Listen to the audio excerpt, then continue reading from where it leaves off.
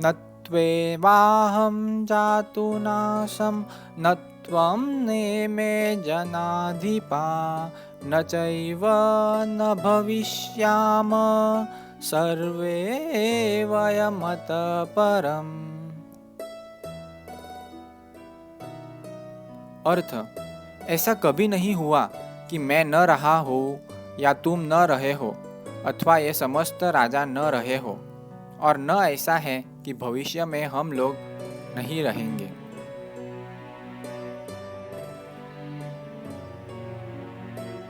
तात्पर्य, वेदों में, कठोपनिषद में तथा श्वेताश्वतर उपनिषद में भी कहा गया है कि जो श्री भगवान असंख्य जीवों के कर्म तथा कर्मफल के अनुसार उनकी अपनी अपनी परिस्थितियों में पालक है, वही भगवान अंश रूप में हर जीव के हृदय में वास कर रहे हैं।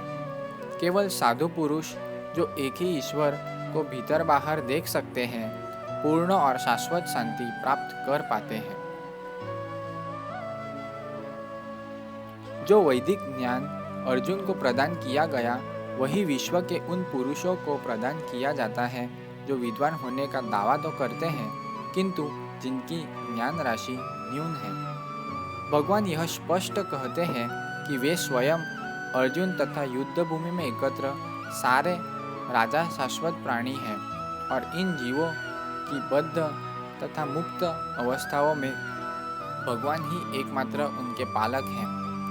भगवान परम पुरुष हैं तथा भगवान का चिर संगी अर्जुन एवं वहाँ पर एकत्र सारे राजागण शाश्वत पुरुष हैं। ऐसा नहीं है कि ये भूतकाल में प्राणियों के रूप अलग अलग उपस्थित नहीं थे, और ऐसा भी नहीं है कि वे शाश्वत पुरुष बने नहीं रहेंगे। उनका अस्तित्व भूतकाल में था और भविष्य में भी निर्बोध रूप से बना रहेगा। अतः किसी के लिए शोक करने की कोई बात नहीं है। ये मायावादी सिद्धांत की मुक्ति के बाद आत्मा माया के आवरण से पृथक होकर निराकार ब्रह्म में लीन हो जाएगा और अपना अस्तित्व खो देगा। यहाँ परम अधिकारी भगवान कृष्ण द्वारा पुष्ट नहीं हो पाता। न ही इस सिद्धांत का समर्थन हो पाता है कि बद्ध अवस्था में ही हम अस्तित्व का चिंतन करते हैं। यहाँ पर कृष्ण स्पष्टतः कहते हैं कि भगवान तथा अन्यों का अस्तित्व भविष्य में भी अक्षुण्ण रहेगा, जिसकी पुष्टि उपनिषदों द्वारा भी होती है। कृष्ण का यह कथन प्रामाणिक है क्योंकि कृष्ण मायावश्य नहीं है। यदि अस्तित्व तथ्य न होता तो फिर कृष्ण इतना बल क्यों देते, और वह भी भविष्य के लिए। मायावादी यह तर्क कर सकते हैं कि कृष्ण द्वारा कथित अस्तित्व आध्यात्मिक न होकर भौतिक है।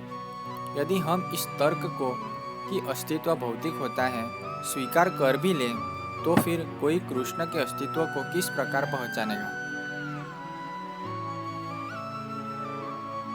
कृष्ण भूतकाल में भी अपने अस्तित्व की पुष्टि करते हैं और भविष्य में भी अपने अस्तित्व की पुष्टि करते हैं। उन्होंने अपने अस्तित्व की पुष्टि कई प्रकार से की है और निराकार ब्रह्म उनके अधीन घोषित किया जा चुका है। कृष्ण सदा सर्वदा अपने अस्तित्व बनाए रहे हैं। यदि उन्हें सामान्य चेतना वाले सामान्य व्यक्ति के रूप में माना जाता है, तो प्रामाणिक शास्त्र के रूप में उनकी भगवद गीता की कोई महत्ता नहीं होगी। एक सामान्य व्यक्ति मनुष्यों के 4 अवगुणों के कारण श्रवण करने योग्य शिक्षा देने में असमर्थ रहता है। गीता ऐसे साहित्य से ऊपर है। कोई भी संसारी ग्रंथ गीता की तुलना नहीं कर सकता। श्री कृष्ण को सामान्य व्यक्ति मान लेने पर गीता की सारी महत्ता जाती रहती है।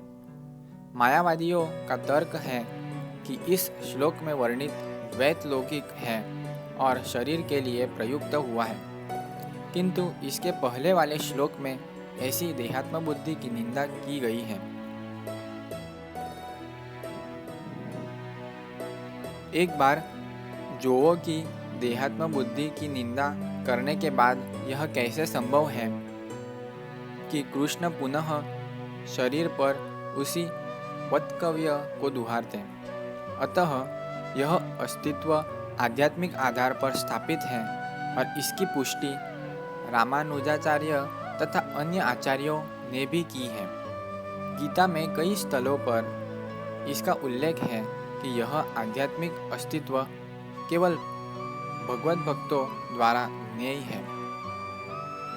जो लोग भगवान कृष्ण का विरोध करते हैं उनकी इस महान साहित्य तक पहुंच नहीं हो पाती।